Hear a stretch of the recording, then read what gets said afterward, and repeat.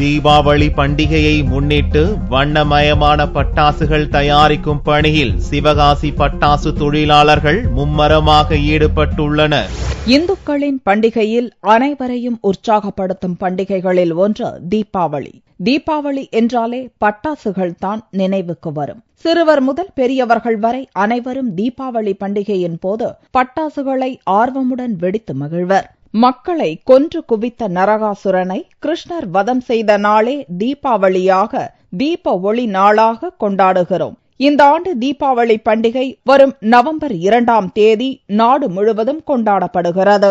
இந்நாளை முன்னிட்டு பட்டாசுக்கு பெயர் பெற்ற குட்டி ஜப்பான் என்று அழைக்கப்படும் சிவகாசியில் பட்டாசுகள் தயாரிக்கும் பணி அங்கீகரிக்கப்பட்ட தொழிற்சாலைகளில் துரித கதியில் நடந்து வருகிறது.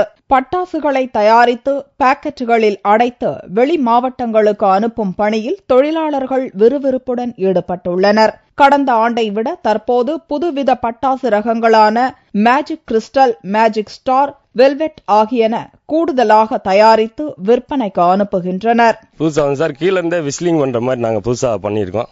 நாங்க magic crystal, magic star, velvet புறாமே புதுசா அந்த வருஷம் தீபாவளிக்காக நாங்க ஸ்பெஷலா தயார் பண்ணிருக்கோம். அரசின் விதிமுறைகளின்படி பாதுகாப்போடு தீபாவளி பண்டிகைக்காக பட்டாசுகளை மும்முரமாக தயாரித்து வருவதாக தொழிலாளர்கள் தெரிவித்தனர். 9 வருஷமா இந்த பட்டாசு தொழில் செஞ்சு வருகிறேன். ஃபேன்சி ஐட்டத்துக்கு சிகப்பு, பச்சை மணி பிடிச்சு கொடுக்குறோம்.